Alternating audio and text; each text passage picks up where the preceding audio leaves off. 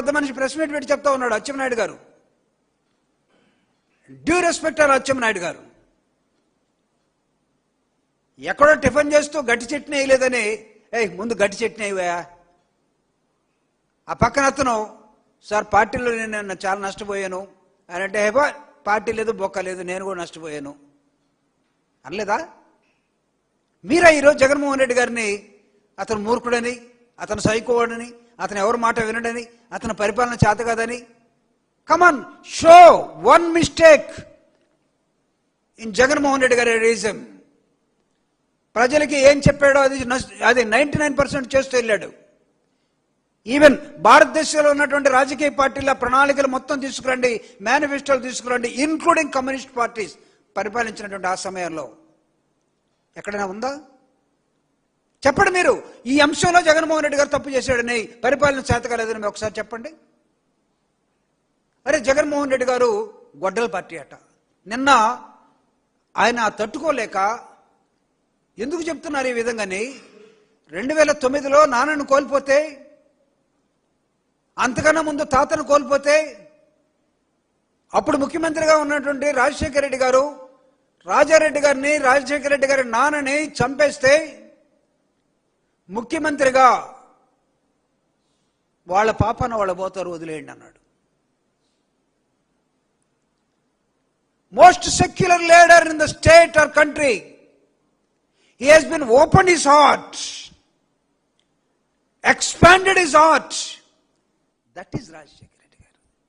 పరిపాలనలో హృదయాన్ని పరిచి ఈ రాష్ట్రానికి వెల్ఫేర్ ఏంటో, ప్రేమేంటో, నవ్వేంటో చూపించినటువంటి వ్యక్తి రాజశేఖర రెడ్డి గారు. మీకు నవ్వటం వచ్చా? ఈ మధ్య నేర్చుకుంటున్నట్టున్నారు పిల్లోడ ఆలు నేర్చుకున్నట్టు.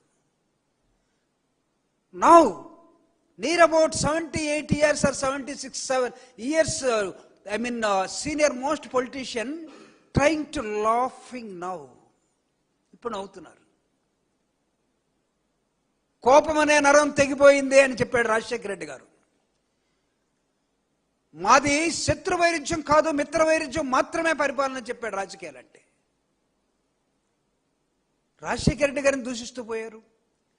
రాజశేఖర రెడ్డి గారు పంచిన ప్రేమ ఎలాంటిదంటే, రాజశేఖర రెడ్డి గారు హెలికాప్టర్లో ఏదో జరిగిందన్న తర్వాత రాష్ట్రం, కంబైన్డ్ రాష్ట్రం, ప్రపంచం మొత్తం బోరున ఆకాశానికి కుండ చిల్లిపడ్డట్టుగా, వర్షం కురిసినట్టుగా రాష్ట్రం, 2 రాష్ట్రాలు ఏడుస్తూనే ఉన్నారు. ఒకరోజు కాదు, 2 రోజులు కాదు, దాదాపు వారాల తరబడి అన్నం కూడా వండుకోకుండా.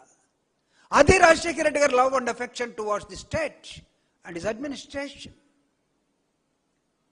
అలాంటి కుటుంబం నుంచి వచ్చినటువంటి జగన్మోహన్ రెడ్డి గారిని ఇది గొడ్డల పార్టీ ప్రూవ్ చేయండి.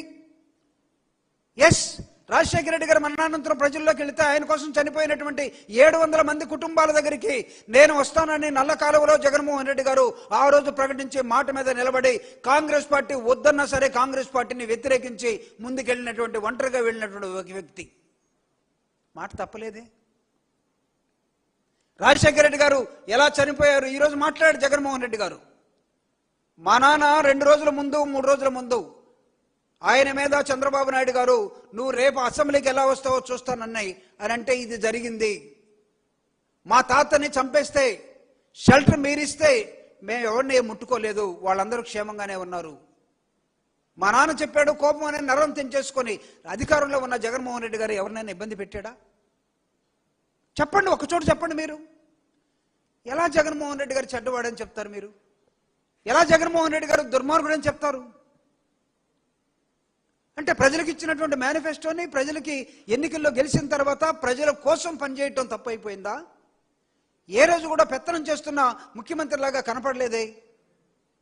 ఏ రోజులాగా మీలాగా ఒక 100 మందిని వేసుకొని సెక్యూరిటీ వాళ్ళని వస్తూ పోతున్నట్టుగా కనపడలేదే. ఏం చేశాడు ఆయన?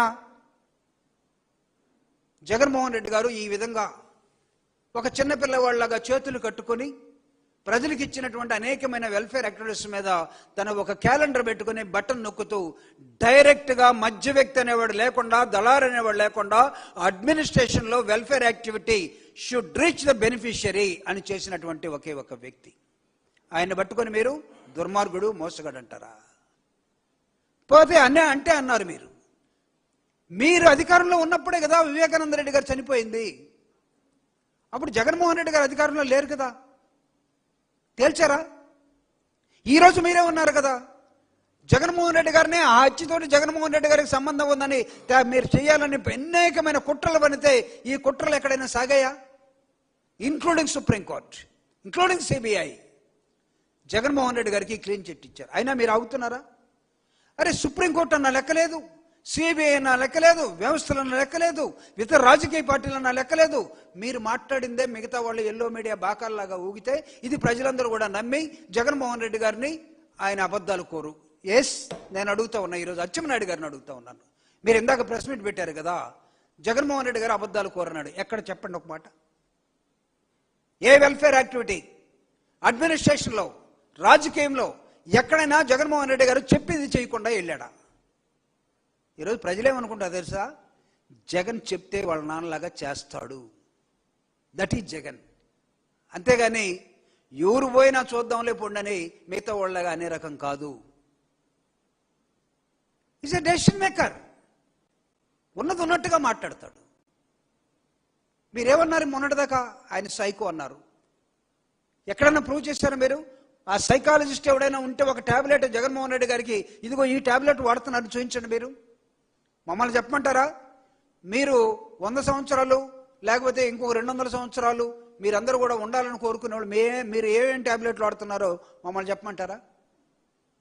మేము ఎప్పుడన్నా మీ ఆరోగ్యాల మీద మేము మాట్లాడలేదే, మీ మానసిక స్థితుల మీద మేము మాట్లాడలేదే. మీరు అనేకమైన పార్టీలతోటి, పార్టీల చుట్టూ మీరు తిరుగుతారు, పార్టీలు మీ చుట్టూ తిరుగుతాయి.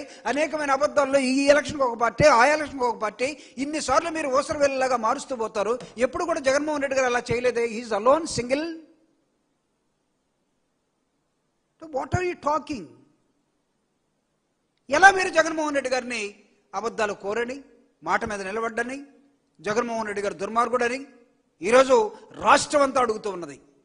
ఏ రోజైనా జగన్మోహన్ రెడ్డి గారిని మా తాతను చంపిన వాళ్ళని సహా ఎవరిని పట్టించుకోలేదు, ఈరోజు వాళ్ళందరూ కూడా చాలా బాగున్నారు అన్నాడు. అంటే దాని అర్థం ఏంటి? అంటే ఈయన పోయి మళ్ళీ వాళ్ళ మీద పడతాడనా? కాదు, మేము వదిలేసుకున్నాం. శత్రు వైరుధ్యాలు కాదు, జరిగిపోయినాయి. ఎందుకు జరిగినాయో దేవుడే చూసుకుంటాడులే అని జగన్మోహన్ రెడ్డి గారు అంటున్నారు. మహా అంటే జగన్మోహన్ రెడ్డి గారికి కోపం వస్తే ఏమంటాడంటే, రాజకీయ నాయకులనైనా పార్టీలనైనా వాళ్ళ పాపను వాళ్ళు పోతారులే, లేకపోతే ఎత్తి బంగాళాఖాతంలో వేద్దాం అంటాడు అంతే, లేకపోతే దేవుడు చూసుకుంటాడు. ఇదే కదా ఆయన కోపం. జగన్మోహన్ రెడ్డి గారు కొడతాడని, జగన్మోహన్ రెడ్డి గారికి కోపం ఎక్కువని, జగన్మోహన్ రెడ్డి గారు అబద్ధాలు కోరడి, జగన్మోహన్ రెడ్డి గారు మాట మీద, ఇవన్నీ మీవి కదా, మీ చేష్టలు కదా. These are all your characters.